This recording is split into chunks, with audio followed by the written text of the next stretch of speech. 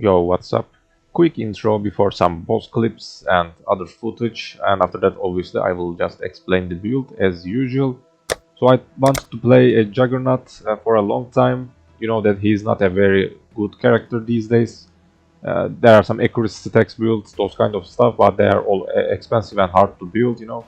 So I tried to make a broken skill work on a Juggernaut. Basically, that's why I picked Elemental Hit, because Elemental Hit is one of the most powerful skills in this game.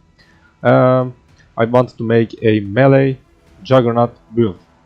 So in the end it worked pretty well, but mapping obviously isn't that good because this is a melee, strike melee skill, and elementally it doesn't have that much good clear speed. But I am also using a support guard chest for some explosions from time to time to boost my clear speed, and also using both ancestral call and what's that, melee splash. So yeah, that's why it is basically 4 link while mapping, but it worked pretty well. If you are looking for a different build, if you want to try something new, just go for that. The boss DPS was insane. I only have one modded Watcher's Eye, not that crazy gear. Most of the stuff is under an Exile, but obviously we have made some investments like a Battle Fate Flask, a couple of Awakened gems. I don't even have multi-strike, I'm not doing that. So in the end I had something like 32 million, I believe, or 31 million DPS. So yeah, you can even push further. You don't even need to play a Berserker. That's what I tried to show you in this video, in this build guide. So if you want to play a Juggernaut, just go for it. It is so much fun, I believe. It is something different. So I will just leave you with the boss clips as usual, and I will just explain the rest after the clips.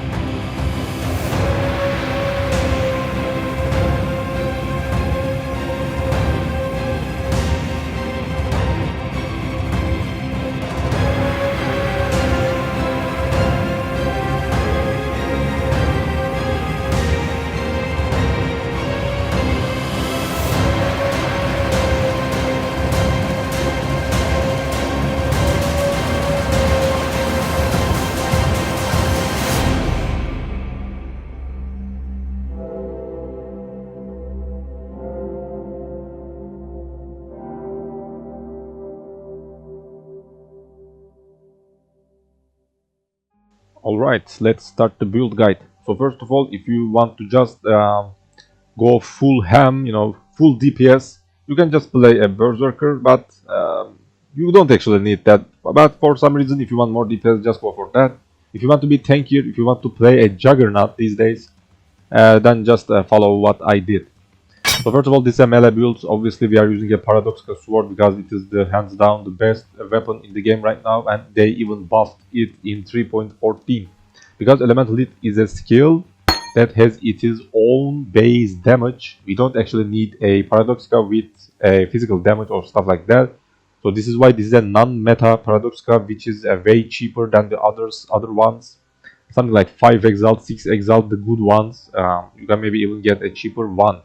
So the only stuff that you want is attack speed and weapon penetrate elemental resistances. That's it. This is very cheap because you don't need any physical damage on this weapon. You can just use harvest to put that attack speed per quality if you want, and also use menagerie 30% quality corruption.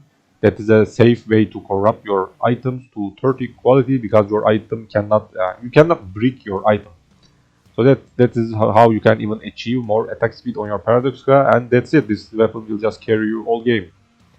Because I wanted to be tankier, I used a shield on my offhand. You can, I believe, use Savior Sword, but I haven't even tried it because I wanted to be tankier. Because I'm playing a Juggernaut. Just a shield, life, resist, minimum friend charges, so I will have a lot of DPS and attack speed. That's it. Very cheap, nothing special. I also put accuracy because I believe I need some accuracy. Let me check. Actually, no. Accuracy also provides us attack speed because we are playing a Juggernaut. Let's take a look at that note before I forgot or anything like that. Undeniable, a lot of accuracy, increase attack speed per accuracy, and gain accuracy rating equal to twice your strength. So you will even have more accuracy based on your strength. So yeah, accuracy is actually a good field stat. You can just put it anywhere if you have any spot to get some additional attack speed, even if your hit chance is kept. Helmet Frostferno. There are actually a lot of results right now, but if this video blows up or anything, I will probably be the responsible. Because this helmet provides a lot of gem levels. As you know, elemental hit have all kind of elemental tags: fire, cold, and lightning. And also it gives cold to fire because elemental hit has its own base damage in it. If you convert those to fire, eventually this is a fire conversion build, by the way. I forgot to tell that, but that is the probably most popular way to play an elemental hit build these days. Maybe you already know that. So if you convert those damages, actually your fire damage will also increase. That's why this helmet provides a lot of DPS, but the sketchy part of this helmet is you should get something with corruption to even boost that gem level more. That's why anything with +2 lightning, cold, or fire, those kind of gem levels will boost your DPS even more. But let me just real quick check my DPS without a corruption. I still have 27 million DPS. So this helmet provides me something like 4 million DPS with that corruption. But if you have a good gear, you absolutely do not need that corruption. So if the market is empty or something like that, you can safely skip it and focus on your other gear so you can boost your DPS from somewhere else. Body armor, support guard, because I wanted some explode. Let's say this is not a guaranteed 100% explode, but it works, it's fun. Enemies on fungal ground, you kill explode. So you basically spawn fungal ground if you are stationary, which is pretty much all the time. And also trigger level 10 contaminate when you kill an enemy. That also spawns a fungal ground on the located target location. Yeah. So that's why you will see those green shit on the ground. That is basically that ground effect. So the monsters will just explode, and this will pretty much provide you a little clear speed, an extra clear speed. If you actually want more DPS, you can just use an astral plate with attack save crit, additional curse, those kind of stuff. Maybe even get explode on that. But this is very cheap, only like 3 or 4 exalt, a 6 linked one. And you can even anoint this body armor if you don't know. So I anointed Panopticon for that boosting on my totems, which provides millions of DPS. So consider that in mind. So you are gonna also miss a free anoint if you don't use this body armor.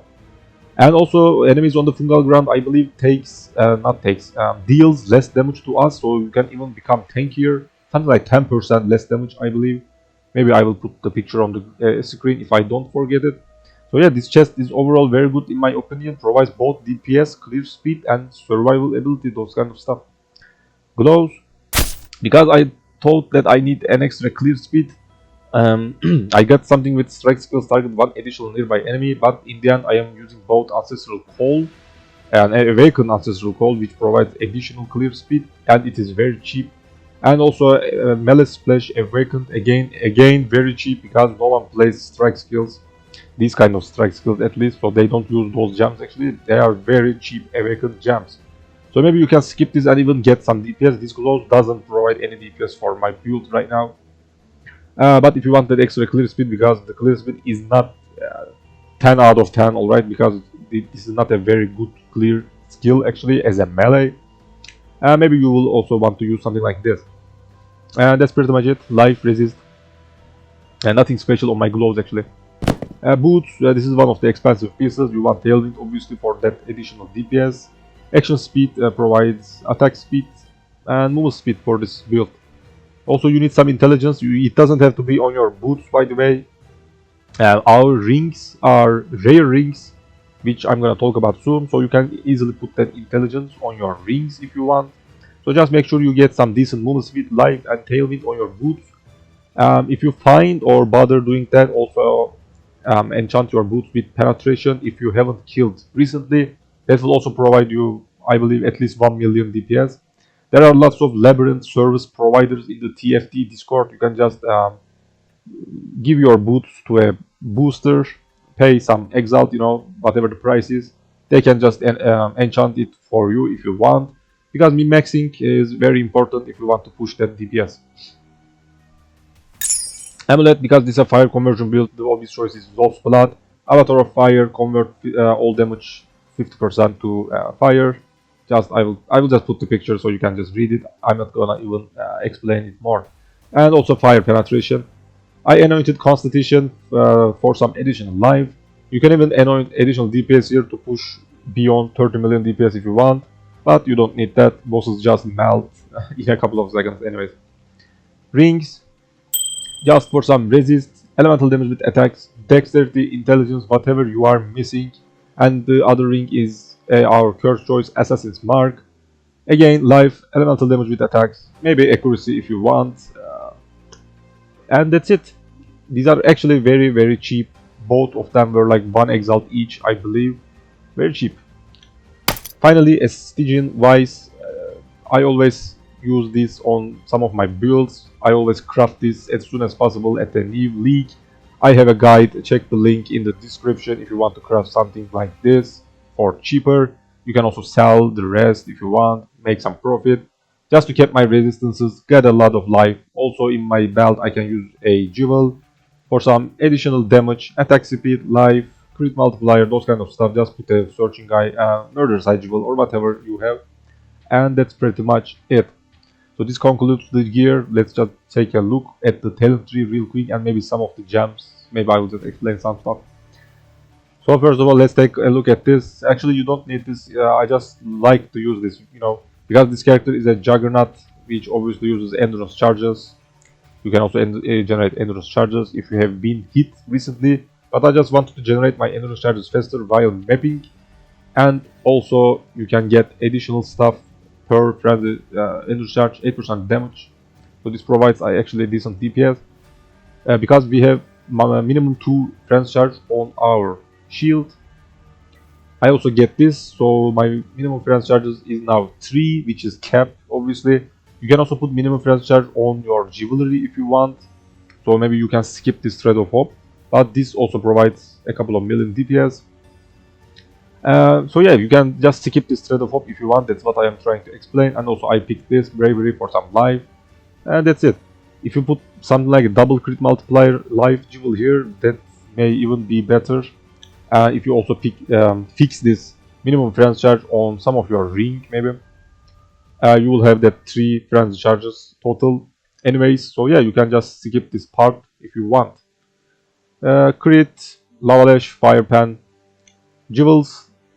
Let's just probably take a look at the jewels. So the most important stuff is you want two combat focused jewels. One is Viridian Jewel. This blocks the lightning damage. Needs dex and strength in the radius, so this is a good place because there are lots of strength. So make sure you put the Viridian Jewel here. If you don't use Thread of Hope, you can also put that here because there are lots of strength and dex also here. So yeah, just make sure that you put the Viridian combat focus here or here. And the other one is Crimson Jewel. It blocks the cold damage, so we are always dealing fire damage this way. Because Elemental Hit normally has 3 separate damage types. By using these jewels, you just block the other 2 and focus on one, which is fire for us. This requires strength and intelligence, so that's why I picked here. So make sure that these jewels work. If you just attack, even in your hideout, you will just notice that your attacks are always red, which means fire. If you just attack with an animation, blue or something like that, that means that you are doing something wrong. So make sure that your attacks are red. So that means that you are dealing fire damage. Let's just take a look at this. Because we need some, leech, those kind of stuff. I picked this. This is actually very cheap. As you can see, the price is already on that. I forgot to delete it. Less than an Exile. Actually, Exile is right now that amount. Yeah, this is actually 1 Exile right now. Probably, maybe even cheaper. I'm not sure because I made this build 1 week ago. I always make the build guides later after I finish. Pit the Fury. Leech life, damage while leeching, attack speed while leeching, martial prowess, lots of attack speed and accuracy, and also attack damage. This is very good for this build. And fuel the fight because you need mana leech, and also attack speed and damage while leeching. That leeching, by the way, doesn't mean life leech only, it also means mana leech. So we are attacking very fast, so that's pretty much up most of the times, I believe. Let's take a look at the rare jewels, and that's pretty much it. As you can see, I also forgot to delete the price on this. So some of the stuff are actually very cheap. This jewel provides millions of DPS. Let's just check real quick. You see this DPS more than 3 million, I believe. Yeah, 3.1 million only for 1 Exile. This build is actually very cheap compared to most of the other builds that is meta, or maybe to even achieve this kind of DPS on some of other builds, you even need more investment. So these kind of jewels are very, very cheap. 2 Exalt on this. So let's take a look at the stats. Attack speed is very important. You can just focus on that. Shield, sword attack speed, or maybe global attack speed on a suffix, that also works. Melee crit multiplier, elemental crit multiplier, fire crit multiplier, one-handed crit multiplier, lightning crit multiplier, cold crit multiplier. Everything works for this build because elemental hit has all kind of tags: attack, melee, fire, cold, lightning, and also elemental, but that isn't written here. So you can get any kind of crit multiplier. That is why these jewels are very cheap. These are 4 stat jewels. Triple multi attack speed only for 2 Exile. Ridiculous. It is very easy to get DPS on this build. Corrupted blood immunity, that is very good if you want to get one. Attack speed, multi, you get the point. Don't need to explain further. Cheap jewels, lots of DPS. And that's pretty much it. Where's my Watcher's Eye? I cannot find my Watcher's Eye. Very interesting. That's here. Where is this? I wanted to explain the Watcher's Eye, but I cannot find it. I'm blind, guys. What the? I really have no idea where my Watcher's Eye is. What's this? Oh my god, I am blind. I completely forgot this part of the tree. I was like this all the time. Let's just take a look if there's anything worth mentioning here. Sword notes, shield notes, nothing special. Sword. Yeah, the Mind Watcher's Eye finally. Penetrate, anger, crit multiplier, anger also works. That's also good. That's it. This is very cheap. Yeah, let's take a look at the gems real quick and let's just finish the guide. In our helmet, the single target elemental hit. If you have the budget, Awaken gems obviously helps. Focus, elemental limited attacks. I don't even have Awaken multi strike. I don't buy that because that is very expensive. I don't want you to get that. If you have the budget, just go for that. A Divergent is better because it provides attack speed, is better, a lot of DPS compared to a normal, and this is very cheap, by the way. A very cheap Divergent gem. Mapping 6 link, because this requires a lot of mana for some reason.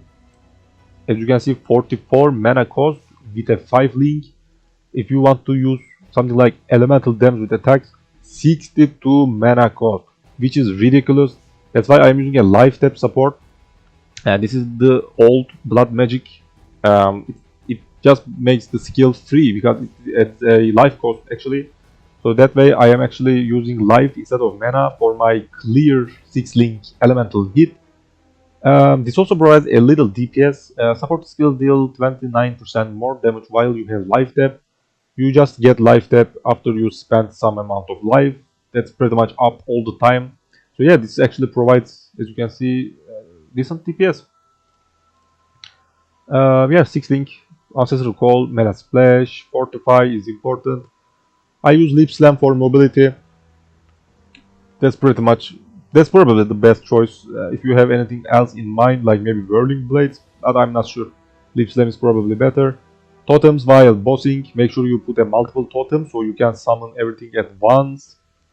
Actually, you don't need multiple for Wall because this obviously has +1 maximum number of totems. The Wall only, but for normal one, if you don't have the cooldown ready for some reason, you need a multiple totem. So for fights like Cirrus, Maven, because you don't have a Wall, Ancestral Warchief, as soon as you enter the boss, that's pretty much what you want to summon like this. That's why you want that multiple. But on map bosses or maybe Conquerors, you just do this anyways, because you have your cooldowns ready. So you don't actually need multiple for that. But yeah, you understand the point. And also Combustion, if my totems ignite, they can easily ignite, by the way, because they just copy your stats. They have a lot of crit. Let's just check.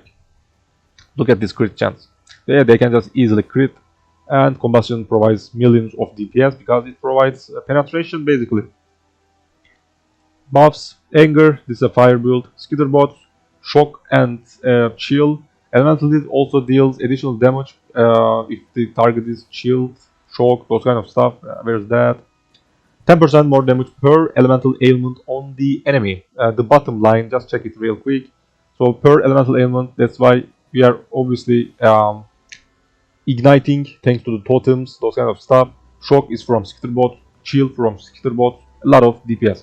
Shock already provides some damage taken, by the way, so that also provides additional DPS. So Skitterbot in the end provides a couple of million DPS. Enlighten, a couple of levels of precisions if you want, and that's it. I have a multi-shell on my left mouse button, so I can just use it without doing anything. Multi-shell provides a lot of absorption according to your armor. I also use Granite Flask sometimes, but I sometimes do not use this. You can just use this all the time if you want. If you want a Life Flask, maybe you can skip Granite Flask. So if you have a Granite Flask active, your multi-shell will have even a better absorption. And you can also use the Wall on some tough bosses or maybe Legion, those kind of encounters. So yeah, don't forget that. Enduring Cry, if I want to get my charges faster in a map maybe, or if I got a very big hit in a boss fight so I don't waste my life flask, maybe you can skip this. And finally Berserker, this is nothing new. At bosses, just press your weapon swap button. Make sure you have 2 fast swords on your second weapon slot. Use Chain Hook, Life Tap, so it is free faster attacks on your Hydro Spear. So you will just generate that 50 rage before a big boss fight, then weapon swap again. Put your totems. Where are those? Put your totems. Press Berserk, pop your flasks, 30 million DPS, boom, boss is dead. Finally, Pantheons. Arakali is pretty much the best choice in my opinion for this kind of melee builds. And for Miner, you can pick Ralakesh if you want to be immune to blind, maim, those kind of stuff. Aberrat if you want to unaffected by Burning Ground and also reduce the ignite duration, because ignite sometimes hits really hard, so reducing that duration actually helps a lot in my opinion. So just pick whatever you want in the end, but these are my favorites. Thanks for watching. Don't forget to subscribe and like this video so other people also see. Don't forget to join my Discord. That's where I chat with people, and if you have any questions or if you need any advice on one of my builds, that is where you should ask. Use the appropriate channels, you know, the build, help, general chat, whatever. Just check the channels, you will understand. Very easy to follow. And that's it. I will see you next time.